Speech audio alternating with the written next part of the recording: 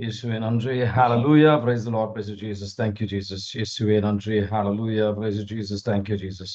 உம ரத்தத்தால் எங்களை கழுவுமாண்டவரே, தூய்மையாக்கும், விடுதலை தாரும், அனைத்து விதமான கட்டுகள் உடைக்கப்படுத்தும் ஆண்டவரே.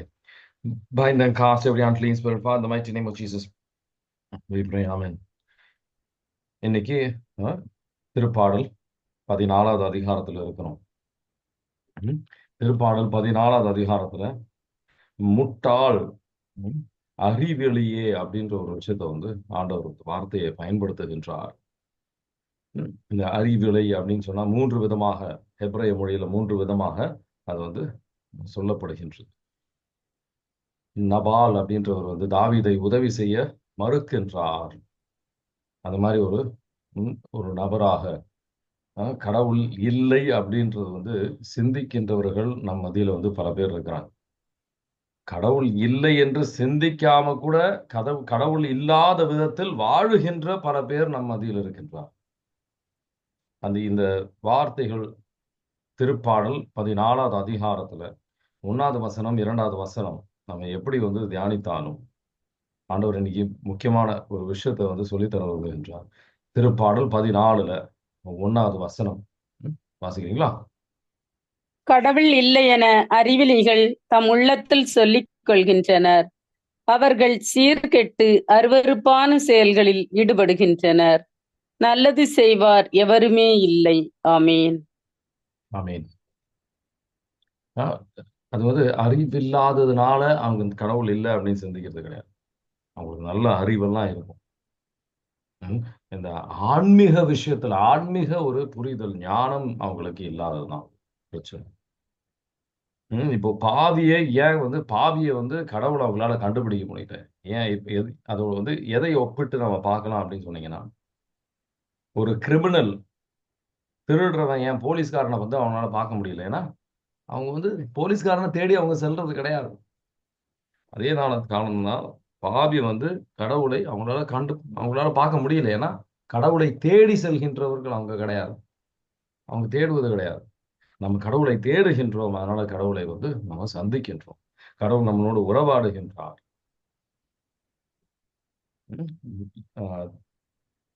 நான் கரெக்டான பாதையில் சென்று கொண்டிருக்கின்றேன் அப்படின்ட்டு சிந்திக்கின்றவர் நிறைய பேர் நம்ம கூட இருக்காங்க. கடவுள் இருக்கிறான், ஆனா நம்ம வாழ்க்கையில அவர் பெருசா செயலாற்றுவதில்லை அப்படின்னு சிந்தித்து கடவுளை வாழ்கின்ற முறையில் அவங்க கடவுள் இல்லாத விதத்தில் அவங்க வாழ்கின்றவர் நிறைய பேர்.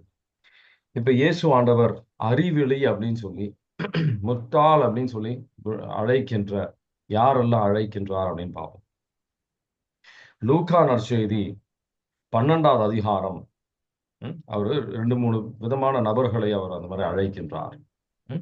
லூக்கா நற்செய்தி 12வது அதிகாரத்துல 20வது வசனம் இந்த ஒரு நபரை, செல்வந்தரை அவரு அறிவிலி அப்படின்னு சொல்லி அழைக்கின்றார். லூக்கா நற்செய்தி 12வது அதிகாரத்துல 20வது வசனம் வாசிக்கிறீங்களா? ஆனால் கடவுள் அவனிடம், அறிவிலியே, இன்று இரவே உன் உயிர் உன்னை விட்டு பிரிந்து விடும். அப்பொழுது நீ சேர்த்து வைத்தவை யாருடையவை ஆகும் என்று கேட்டார். ஆமீன். அவர் அவரை பத்தி மட்டுமே சிந்தித்து கடவுள் இந்த ஒரு விஷயத்தை எதற்காக நமக்கு கொடுத்திருக்கின்றார் அப்படின்றத உணராமல் சுயநலமாக சிந்திப்பதன் வழியாக காசு அது மட்டும்தான் அவர் கண்ணிலையில இருந்திருக்கு. அவரோட சுகம் மட்டும்தான் அவர் கண்ணிலையில இருந்திருக்கு. அதனால என்ன நடக்குது?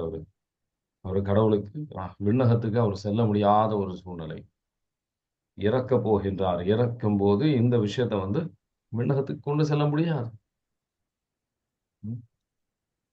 ஆண்டவருக்கு ஏற்றபடியான ஒரு வாழ்க்கையை வாழவில்லை. இந்த காசு பணம் அது மட்டும்தான், ஆணவம் அது மட்டும்தான், என் ஆசைகள் அது மட்டும்தான் அவர் கண்ணிலையில இருந்தது.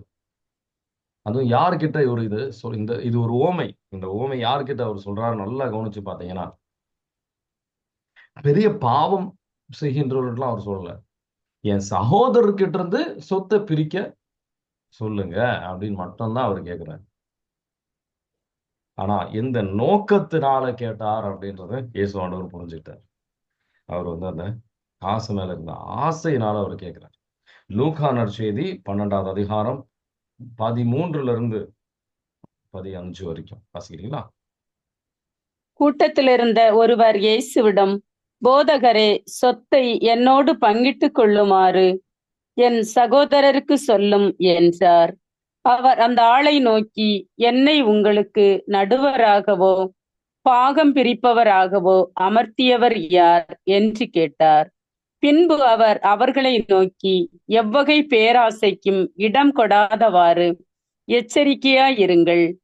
மிகுதியான உடைமைகளை கொண்டிருப்பதால் ஒருவருக்கு வாழ்வு வந்து விடாது என்றார்.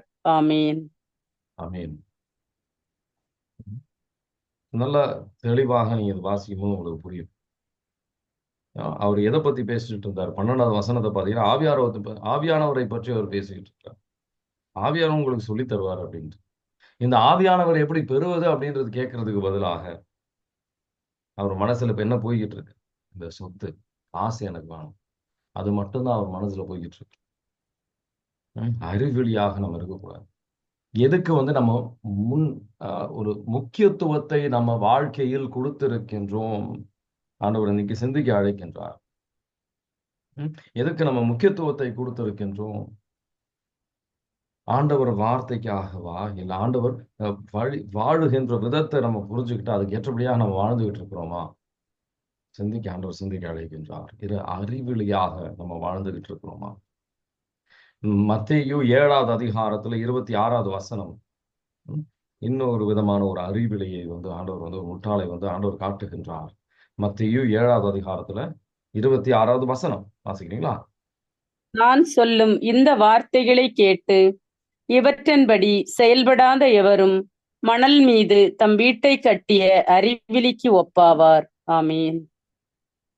எந்த ஒரு மாதிரி நபராக நம்ம வாழ்ந்துகிட்டு இருக்கிறோம்? ஆண்டவர் நம்ம வாழ்க்கையை சீர்தூக்கி பார்க்க அவர் அழைக்கின்றார்.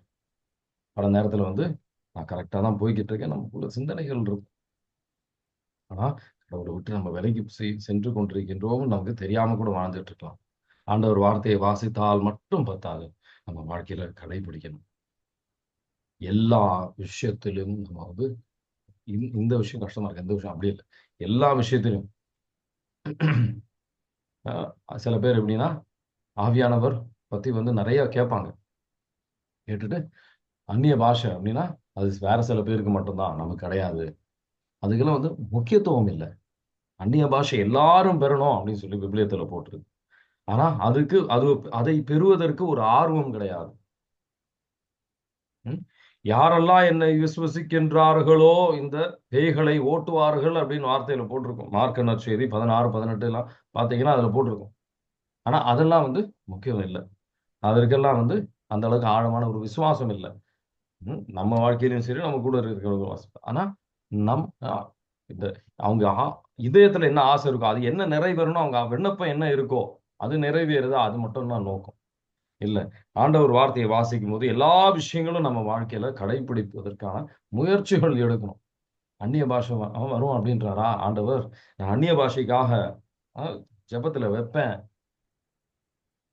காட்சிகள் வழியாக நம்ம கூட பேசுவாரா, நான் அதை முக்கியத்துவம் கொடுப்பேன் அப்படின்ற ஒரு எண்ணம் கிடையாது. நம்ம எதை நோக்கம் வைத்து நம்ம வருகின்றோமோ அது மட்டும் எனக்கு போதும். ஆண்டவர் விண்ணப்பத்தை நிறைவேற்றுகின்றவராக மட்டும்தான் பார்த்தா நம்ம ஆன்மீகத்தில் வளர முடியாது. மோசேயை பற்றி ஆண்டவர் வார்த்தையில் என்ன போட்டிருக்கான்? ஆண்டவரின் வழிகளை தெரிந்தவராக இருந்தார். மக்கள் கடவுளின் வல்லமையை தெரிந்தவர்களாக இருந்தார்கள். திருப்பாடல் 103ல நீங்க பாத்தீங்கன்னா மோசே கடவுளின் வழியை தெரிந்தவர். 103ல 7வது வசனம் வாசிக்கிறீங்களா? அவர் தம் வழிகளை மோசேக்கு வெளிப்படுத்தினார். அவர் தம் செயல்களை இஸ்ரேல் மக்கள் காணும்படி செய்தார். ஆமீன். ஆமீன். சில பேர் எப்படின்னா கடவுள் சயின்டிபிக்கா ப்ரூவ் பண்ணுங்க, அவரு இந்த மாதிரி சயின்ஸ் வழியா எப்படி கடவுளை நீங்க ப்ரூவ் பண்ணுவீங்க அப்படின்னு கேட்பாங்க. சயின்ஸ் வழியா ப்ரூவ் பண்ண வேண்டிய சில விஷயங்கள் இருக்கு, அதை நம்ம ப்ரூவ் பண்ணலாம்.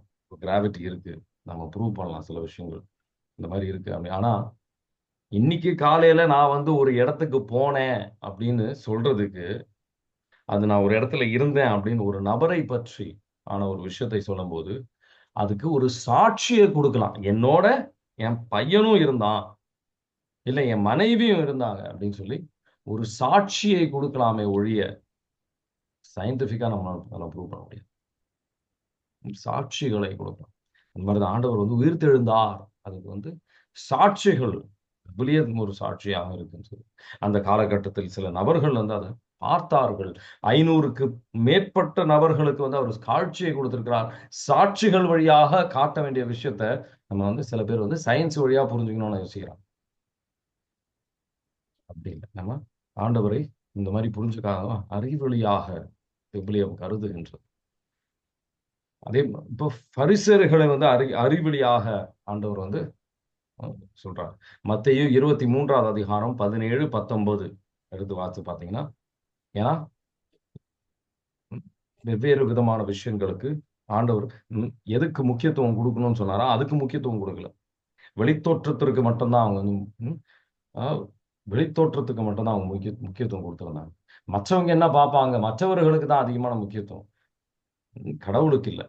மத்தேயு 23வது அதிகாரம் 17, 19 வாசிக்கிறீங்களா? குருட்டு மடையரே, எது சிறந்தது? பொன்னா, பொன்னை தூயதாக்கும் திருக்கோவிலா? குருடரே, எது சிறந்தது? காணிக்கையா, காணிக்கையை தூயதாக்கும் பலிபீடமா? ஆமீன். அவங்க செய்த மிகப்பெரிய தவறு அப்படின்றது 23ல நீங்க வாசிக்கலாம். 10ல ஒரு பங்கு அதை பத்தி ஆண்டவர் போதிக்க வேண்டிய அவசியமே இல்லாத விதத்திற்கு மக்களுக்கு போதிச்சிருந்தாங்க. எல்லாரும் அதை கரெக்டா செஞ்சுட்டு இருந்தாங்க. கைம்பெண்ணா இருந்தாலும் வந்து அவங்க செஞ்சுக்கிட்டு இருந்தாங்க. ஆனா முக்கியமான விஷயம் நீதி, இரக்கம், மற்றவங்க மன்னிங்க, அதெல்லாம் கிடையாது. வெறுப்பை உள்ளில வைத்து அவங்க இதயத்தில் வைத்து ஆண்டவர் மேலே அந்த வெறுப்பை காட்டினார்கள். விசுவாசத்தோட அவங்க செயல்படும். மத்தேயு 23ல 23வது வசனம் வாசிக்கிறீங்களா? வெளிவேடக்கார மறைநூல் அறிஞரே, பரிசேயரே, ஐயோ உங்களுக்கு கேடு! நீங்கள் புதினா, சோம்பு, சீரகம் ஆகியவற்றில் 10ல் ஒரு பங்கை படைக்கிறீர்கள். ஆனால் திருச்சட்டத்தின் முக்கிய போதனைகளாகிய நீதி, இரக்கம், நம்பிக்கை ஆகியவற்றை கடைபிடிக்காமல் விட்டுவிடுகிறீர்கள். இவற்றை கண்டிப்பாய் கடைபிடிக்க வேண்டும். அவற்றையும் விட்டுவிடக் கூடாது. ஆமீன். ஆமீன். ஆனா இதே முக்கியமான எது முக்கியம், எது வந்து எது கடவுள் கடையிலே ரொம்ப முக்கியம் அப்படின்றத மறந்துட்டாங்க. ரெண்டுமே வந்து கடைபிடிக்கணும். ஆனா முக்கியத்துவம் வேற எதுக்கோ கொடுக்க வேண்டியது இதுக்கு முக்கியத்துவம் கொடுத்துட்டு ஏன்னா அவங்க சுயநலவாதிகளா இருந்தாங்க. உள்ளை அகத்தை அவங்க பார்க்க மறந்துட்டாங்க. வெளித்தோற்றத்தை மட்டும் முக்கியத்துவம் கொடுத்துட்டு இருந்தாங்க.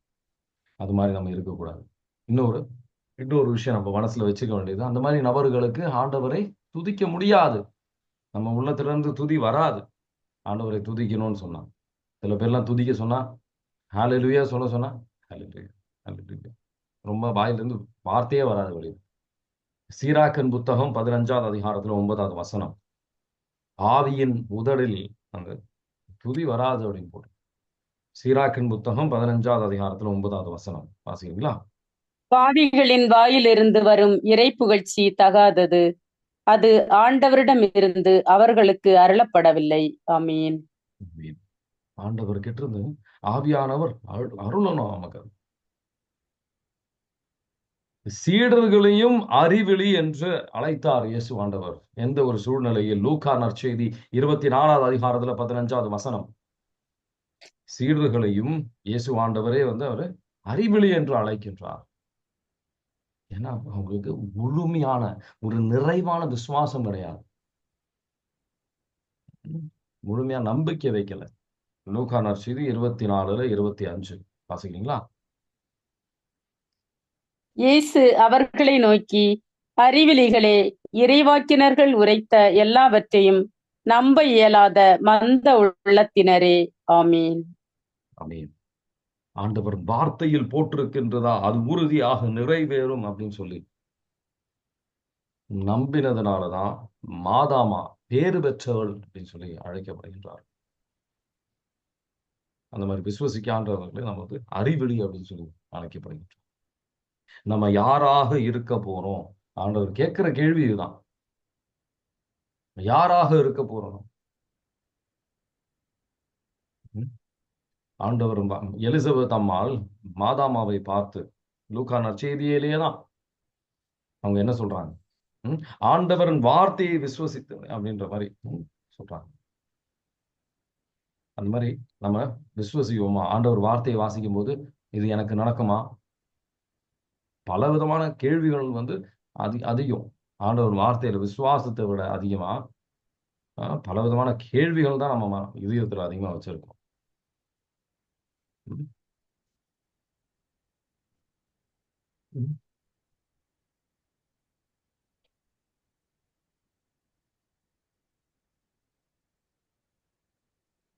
லூக்கா நற்செய்தி 1வது அதிகாரத்துல 45வது வசனம் வாசிக்கிறீங்களா? லூக்கா நற்செய்தி 1:45. ஆண்டவர் உமக்கு சொன்னவை நிறைவேறும் என்று நம்பிய நீர் பேறு பெற்றவர் என்றார். ஆமீன். ஆண்டவர் வார்த்தையை வாசிக்கும் போது ஆமீன், இது முழுமையாக நிறைவேறும் என்று அறிக்கையிடுகின்றவர்களாக இருக்கிறோமா? இல்ல கேள்விகள் தான் நம்ம உள்ளத்தில், நம்ம கேள்விகள் வரும், வராதெல்லாம் சொல்ல மாட்டேன். ஆனா கேள்விகள், அந்த எழும்புகின்ற கேள்விகளுக்கு தான் நம்ம முக்கியத்துவம் கொடுக்குறோமா? இப்ப நடக்குமா? அப்ப நடக்குமா? இல்ல முழுமையா நடக்குமா அப்படின்னு சொல்லி நம்ம வந்து ஆமேன் இயேசுவே நன்றி, ஏற்றுக்கொள்ளுங்க. நீங்க ஏற்றுக்கொள்ள மாற்றங்கள் நீங்க வந்து பார்க்க ஆரம்பிப்பீங்க. இன்னைக்கு நம்ம விசுவாசம் ஆழப்படுவதற்காக ஒருத்தர் நம்ம பைபிள் ஸ்டடியில ஒரு பங்கு பெற்று ஆண்டவரோட அவங்க விசுவாசத்தின ஆழப்படுறதுனால ஆண்டவரோட கிருபையை அவங்க எப்படி அனுபவிச்சாங்க அப்படின்னு சொல்லி இன்னைக்கு நம்ம பார்க்கலாம். இயேசுவே நன்றி. இன்னைக்கு பிரதர் ஜோசப் தாமஸ் நமக்கு வந்து ஒரு சாட்சி, அவர் வாழ்க்கையில ஆண்டவர் செய்த அதிசயங்களை பற்றி அவர் இன்னைக்கு சொல்ல போறாங்க. சரிங்களா? ஒரே நிமிஷம்.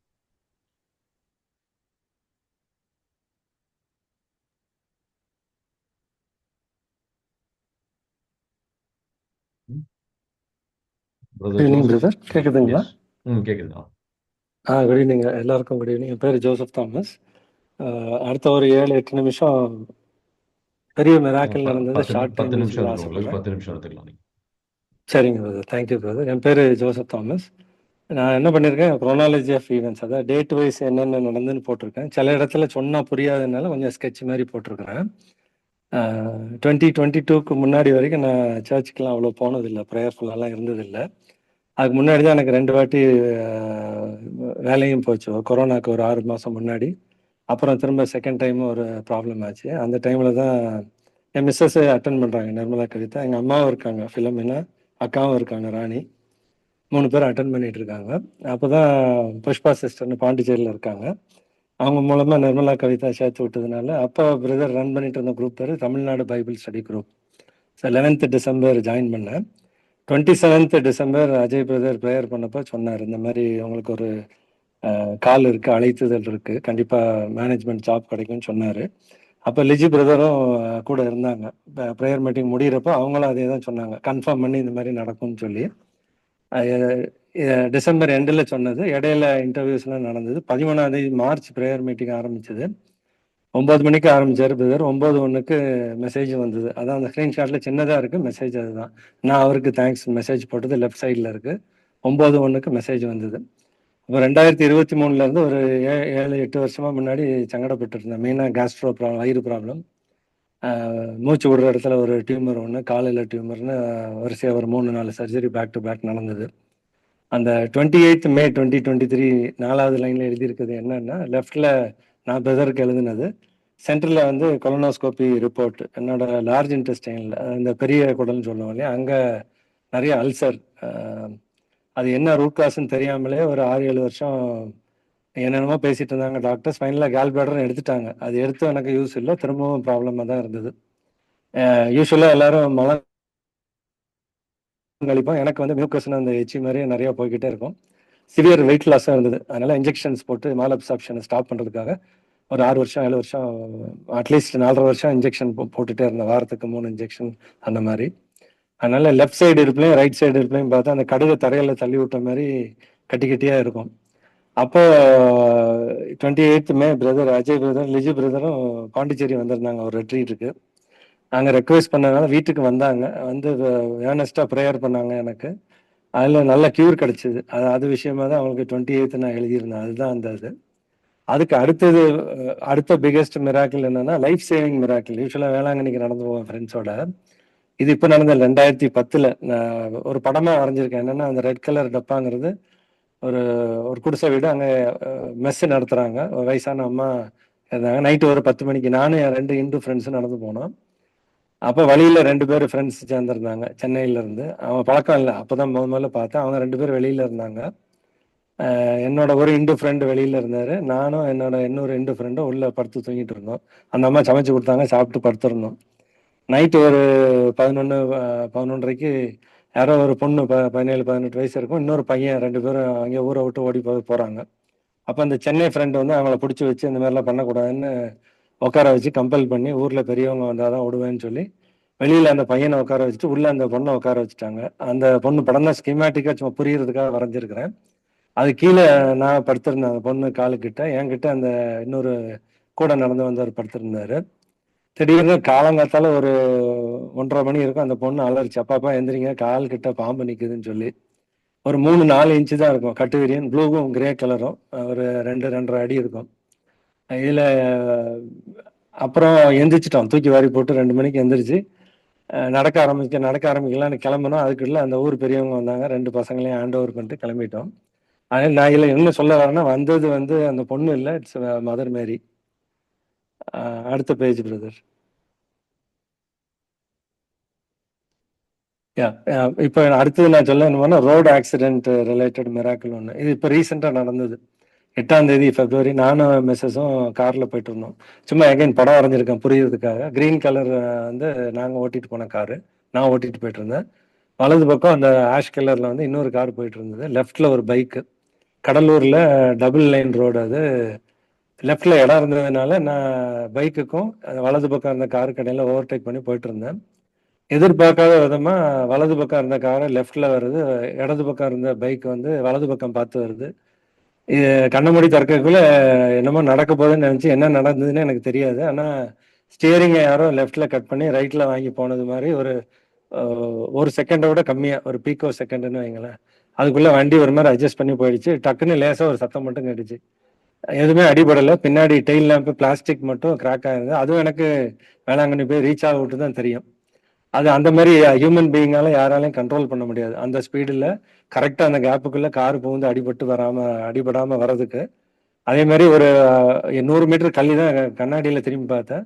பைக்காரர் வந்து கிராஷ் கார்டு, அந்த கால் அடிபடாமல் இருக்க, முன்னாடி ஒரு கம்பி இருக்கும் இல்லையா பைக்கில், அது வந்து டெயில் லேம்பில் லேசாக தொட்டிருந்தது. அவரும் கீழே விழல. ரைட்டில் காருக்கும் ஒன்றும் ஆகலை, எனக்கும் ஒன்றும் ஆகலை. நான் கார்டியன் ஏஞ்சல் பார்த்தது இல்லை, பட் ஐ ஃபெல்ட் அன்னைக்கு தான் கிட்ட வந்தாங்கன்னு சொல்லி. இது ஒரு major road accident related miracle. இப்போ ரீசெண்டாக நடந்தது. யூஸ்வலாக 2வது சனிக்கிழமை போக ஆசைப்படுவேன். ஏன்னா அங்கே மதர் மேரி சப்பரம் இருக்கும், ஜெவமாலா இருக்கும், பூசை பார்க்க பிடிக்கும் அவங்களுக்கு, எனக்கும் மிஸ்ஸஸ்க்கு அங்கே போகிறதுக்கு. அடுத்தது இந்த 17 மார்ச் ஈகிள்னு போட்டு ஒன்று இருக்குது. அதோட பேக்ரவுண்ட் என்னன்னு எக்ஸ்பிளைன் பண்ணிடுறேன். 14ஆம் தேதி March Friday brother anointing prayer நடத்திட்டு இருந்தாங்க. அப்போது இப்போ இந்த காலில் இருக்கவங்க நிறைய பேர் இருந்தீங்கன்னு நினைக்கிறேன். அப்போ சொன்னாங்க, காடு ஸ்பீக்கிங் டு யூ, உங்ககிட்ட பேசுகிறாரு அப்படின்னு சொல்லி. அப்போ வந்து எனக்கு இப்போ பிரதர் ப்ரேயர் பண்ணப்போ சின்ன ப்ரேயர் ரூம் இருக்குது, ஹாலில் வச்சுருக்கிறேன் நான். அதில் என்னென்னா டேபிளுக்கு மேலே பெருசாக ரெக்கை விரிச்சிட்டு ஒரு ஈகிள். எனக்கு அது புரியல. ஏன்னா எனக்கு அந்த அளவுக்கு ஸ்பிரிச்சுவல் மெச்சூரிட்டி அப்பவும் இல்லை, இப்பவும் இல்லை. படிப்படியாக இம்ப்ரூவ் பண்ண ட்ரை பண்ணிட்டு இருக்கேன். அப்போ 14ஆம் தேதி எனக்கு புரியல, என்னன்னு விட்டுட்டேன் நான். அப்போ நான் இங்கே சர்ச்சுக்கு யூஸ்வலாக போவேன். Lady of Lourdes Mata search தாப்பில் இருக்குது. காலையில் 6 மணி பூசைக்கு போவேன். 5:30க்கு அடரேஷன் சாப்பல் போவேன். அன்னைக்கு காலையில் போயிட்டு இருக்கிறப்போ அந்த அடரேஷன் சாப்பல்லேருந்து ஒரு 1.5 மீட்டர் தள்ளி ஒரு செடி பாட்டு, அதில் ஒரு கழுகு உட்காந்துருந்தது. நான் முதல்ல கிராஸ் பண்ணிட்டேன், என்னன்னு தெரியல. அப்புறம் திரும்ப வந்து பார்த்தா கழுகு தான் அது. வாயை திறந்துட்டு இருந்து பார்த்தா உள்ள ரெட்டாக இருந்தது. சரி தண்ணி தேவைப்படுதாக்குன்னு சொல்லி இன்னொரு செடி தொட்டியில இருந்து கொஞ்சம் தண்ணி எடுத்து கிட்ட கொண்டு போனேன். அது கொத்த வந்ததா இல்லை குடிக்க வந்ததா தெரியும். பயந்து போய் கீழே போட்டுட்டேன். திரும்ப தண்ணியை உள்ள வச்சுட்டு நானும் மறந்துட்டேன். இது நடந்தது 17ஆம் தேதி. அப்புறம் பிரதருக்கு அன்னைக்கு ஈவினிங் நான் மெசேஜ் பண்ணேன். இந்த மாதிரி இருந்தது. ப்ரேயர் பண்ணப்ப நீங்க சொன்ன மாதிரி வீட்டில் இருந்த ஈகிள் கிட்டத்தட்ட அதே கலர் தான். பட் என்னால் கிட்ட போய் கொடுக்க முடியல அப்படின்றதுக்கு அவரு எனக்கு எக்ஸ்பிளனேஷன் கொடுத்தது என்னன்னா, கடவுளோட பாதுகாப்பும் வழிநடத்தலும் இருக்குது. உலகம் சார்ந்த விஷயங்களை விட்டுட்டு கடவுள்ல நிலைத்திருக்க வேண்டும், டீப் ப்ரேயர் பண்ணுங்கன்னு சொன்னாரு. சொல்லிட்டு இந்த எக்ஸோடஸ் விடுதலை பயணம் 19:4 ப்ரேயரை சொல்லி ஜெபிங்கன்னாரு. அதாவது நான் எகிப்துக்கு செய்ததையும் கழுகுகளின் மேல் உங்களை ஏந்தி என்னிடம் வந்து செய்ததையும் சேர செய்ததையும் நீங்களே கண்டீர்கள்னு சொல்லி அதையும் சொன்னாரு. இசையா 40ல 29:31 அவர் சோர்வுற்றவருக்கு வலிமை அளிக்கின்றார், வலிமை இழந்தவர்களும் ஊக்கம் பெருக செய்கின்றார். இளைஞர் சோர்வுற்று களைப்படைவர், வாலிபர் நிலை தடுமாறி வீழ்வர், ஆண்டவர் மேல் நம்பிக்கை வைத்திருப்பவர் புதிய ஆற்றல் பெறுவர், கழுகுகள் போல இறக்கை விரித்து உயிரே செல்வர், அவர்கள் ஓடுவர் களைப்படையார், நடந்து செல்வர் சோர்வடையார்னு சொன்னாரு. அப்போ நான் பிரதர்கிட்ட அடிக்கடி இடையில கேட்டுக்குவேன், அதாவது எப்படி ப்ரேயர் பண்ணணும், இந்த மாதிரி டிஸ்டர்பன்சஸ் எல்லாம் எப்படி ஹேண்டில் பண்ணணும்னு சொல்லி. இது நடந்தது 17ஆம் தேதி. நானும் கொஞ்சம் மறந்துட்டேன். அதுக்கப்புறம் யூஸ்வலாக காஃபி டைமில் இது 5வது மாடியில் யூஸ்வலாக காஃபி குடிக்கிறப்போ குட்டி ப்ரேயர் பண்ணுறப்போ அந்த 2வது பிக்சர் வலது பக்கம் பார்த்தீங்கன்னா ஒரு ரெக்க தெரியும், வால் மட்டும் தெரியும். ப்ரேயர் பண்ணுறப்பெல்லாம் கழுகு கரெக்டாக அந்த இடத்துல வந்து நிற்கும். எனக்கு அப்பவும் ஃபுல்லாக புரியல. அப்புறம் 2வது நாள் 3வது நாள்னு ப்ரேயர் பண்ண பார்த்தீங்கன்னா ஈஸ்ட் வெஸ்ட் எல்லா சைடும் அந்த ஈகிள் சுற்றி வந்துக்கிட்டே இருக்கும். அப்புறம் 25th, அதான் ரீசெண்டாக 2 நாள் முன்னாடி நடந்தது சொல்கிறேன். இதான் எங்கள் ஆஃபீஸ். அந்த மெட்டல் கிரிட்டுக்கு மேலே நெட் இருக்கும், ஜூட், அந்த ஜூட்டில் செஞ்ச நெட் இருக்கும், உள்ளே பறவை வராமல் இருக்கிறதுக்கு. அது பக்கத்தில் ஒரு மரம் இருக்குது, அதுலேருந்து ஒரு 7 அடி 8 அடி கூட இருக்காது. ப்ரேயர் பண்ணுறப்போ வந்து யூஸ்வலாக முகத்தை எனக்கு காட்டினதே கிடையாது அந்த ஈகிள். அன்னைக்கு வந்து சரி I want to see your ஃபேஸ்ன்னு சொல்லி ப்ரேயர் பண்ணேன். கரெக்டாக நான் எங்கே உட்காந்துருந்தோம் அதுக்கு நேராக ஏத்தாப்புல வந்து உட்காந்துருந்துச்சு. அப்போ ஒய்ஃபை கூப்பிட்டு வாட்ஸ்அப் வீடியோலையும் காட்டினேன், இந்த மாதிரி இருக்கு பாருன்னு சொல்லி. அவங்களுக்கும் முதல்ல புரியல, நான் சொன்னது என்னன்னு புரியல. அப்புறம் நேராக பேச விட்டு தான் அவங்களுக்கு புரிஞ்சுது. அப்போ இதெல்லாம் நான் எக்ஸ்பிளைன் பண்ணப்போ அவர் சொன்னார், இல்லை இல்லை இது நீங்கள் ப்ரேயர் பண்ண கொஞ்சம் விஷன்ஸ் வரும், இந்த மாதிரி வரும், இன்னும் டீப்பாக ப்ரேயர் பண்ணுங்கன்னு சொன்னார்.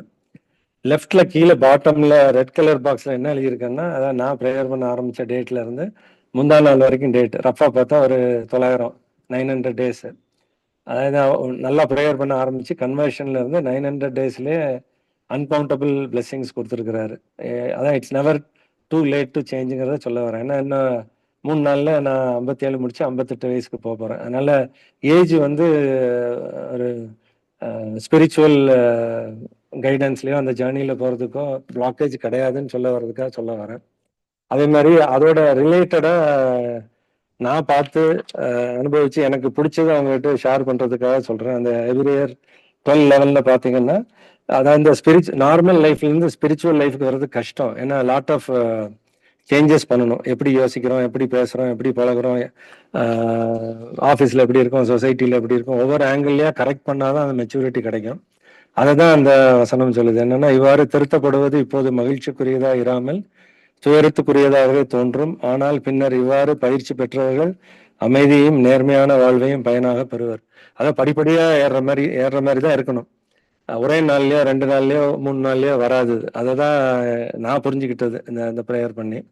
அது எனக்கு பிடிச்ச வசனத்தை சொல்லி இந்த செஷனை முடிக்கணும்னு ஆசைப்படுறேன்.